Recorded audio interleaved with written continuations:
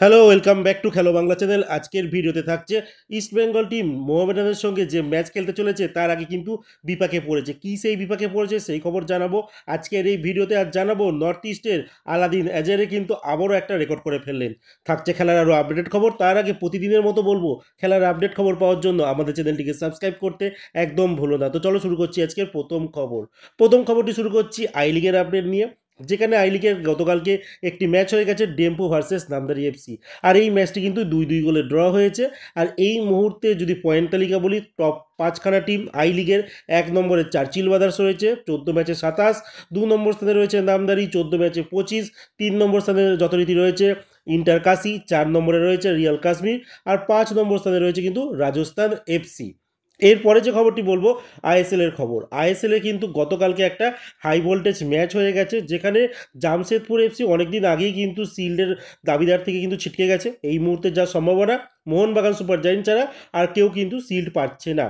তো সেখানে একটা 2 নম্বর স্থানের পজিশনের জন্য কিন্তু এই ম্যাচটি উল্লেখযোগ্য ছিল জামশেদপুরের কাছে। বাট জামশেদপুর তাদের ঘরের মাঠে কিন্তু নর্থ ইস্ট ইউনাইটেড এফসির কাছে কিন্তু 2-0 গোলে হেরে যায়। আর এই ম্যাচে নর্থ ইস্টের হয়ে দুটি গোলই করে আলাদিন এজারে। তিনি 6 মিনিটে নাগাদ প্রথম গোলটি করে, আর 81 মিনিটে কিন্তু দ্বিতীয় গোলটি করেন। আলটিমেট নর্থ ইস্ট টিম 2-0 গোলে জয়লাভ করে। আর এই জয় নিয়ে কিন্তু নর্থ ইস্ট ইউনাইটেড এফসি দ্বারা 4 নম্বর স্থানে উঠে এলো 21 ম্যাচে 32 পয়েন্ট নিয়ে। 1 নম্বর স্থানে রয়েছে মোহনবাগান সুপার জায়েন্ট 20 ম্যাচে 46 পয়েন্ট, মোটামুটি ধরাছোঁয়ার অনেক বাইরে চলে গেছে মোহনবাগান। 2 নম্বর স্থানে রয়েছে এফসি গোয়া 20 ম্যাচে 39, 3 নম্বর স্থানে রয়েছে জামশেদপুর এফসি 20 ম্যাচে 34 পয়েন্ট নিয়ে। আর এই আলাদিন আজরে তিনি কিন্তু ব্যক্তিগত 20খানা গোল এবছর আইএসএলে করে ফেলেছে। এর আগে কোরোমিনাস ছিল, আর তার রেকর্ড কিন্তু ভেঙে ফেলেছে এই আলাদিন আজরে। এবার দেখার বিষয়, এখনও 3খানা কিন্তু গ্রুপ পর্বের ম্যাচ রয়েছে, তারপর প্লে অফের ম্যাচ রয়েছে। তবে দেখা যাক, যদি ফাইনাল খেলে তাহলে কিন্তু আরও ম্যাচ পাবে এই আলাদিন আজরে। তখন যদি গোল সংখ্যা আরও বাড়লেও কিন্তু বাড়তে পারে। এর পরের যে খবরটি বলবো ইস্ট বেঙ্গলের কথা।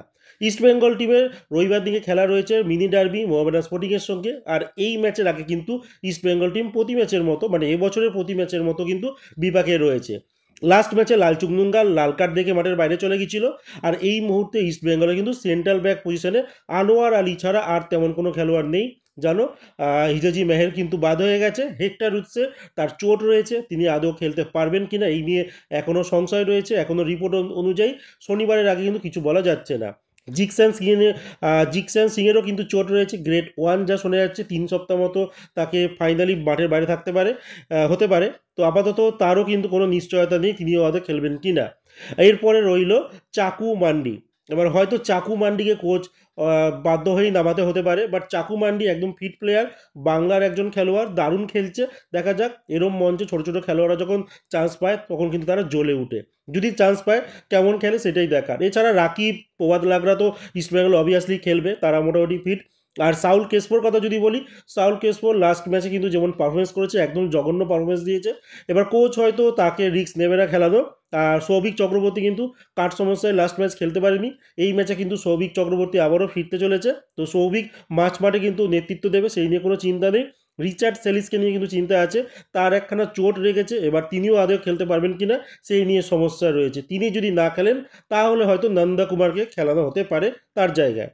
এছাড়া নতুন কিন্তু স্ট্রাইকিং লাইন আমরা দেখতে পারি এবছর ইস্ট বেঙ্গলের এই ম্যাচটিতে, সেটি হচ্ছে মেসি বাউলি, যাকে খুব ইমিডিয়েটলি বেসিসে কিন্তু তুলে নিয়ে আসা হয়েছে। লাস্ট ম্যাচে কিছুক্ষণ খেলেছিল, এই ম্যাচটি হয়তো স্টার্টিং 11-এ তিনি স্টার্ট করতে পারেন এই মেসি বাউলি।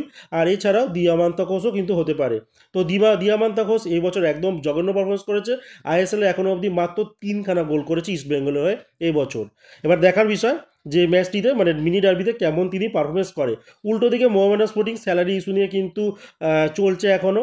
তো অনেক খেলোয়াড় তাদের টিমে নেই, কোচও নেই, তাদের যে মেন কোচ তিনি দেশে চলে গেছেন। তো এই মুহূর্তে কিন্তু মেহরাজউদ্দিন বাদু তিনি কিন্তু দায়িত্ব সামলাচ্ছেন। আর যা শোনা যাচ্ছে, বাংলার সন্তোষজয়ী টিমের 2জন খেলোয়াড় ইসরাফিল দেওয়ান, তাকেও কিন্তু রেজিস্টার করানো হয়েছে আইএসএলে। আর রবি হাসদা, তাকেও কিন্তু রেজিস্টার করানো হয়েছে এই আইএসএল স্কোয়াডে মোহামেডান স্পোর্টিংয়ের। তো এবার দেখার বিষয়, হয়তো এই দুটো খেলোয়াড়কে প্লেইং 11-এ স্টার্টিংয়ে রাখা হলেও হতে পারে, কারণ যেহেতু খেলোয়াড় নেই সেহেতু হয়তো এই খেলোয়াড়গুলো একটা চান্স পেতে পারে। এবার সুবর্ণ সুযোগ রয়েছে বাংলা সন্তোষজয়ী টিমের এইসব খেলোয়াড়দের, তারা আইএসএলের মঞ্চে ভালো কিছু করে দেখানো। তো আজকের মতো খেলার খবর এতটুকুই। ভালো থেকো, সুস্থ থেকো, দেখা হচ্ছে নতুন আরেকটি ভিডিওতে।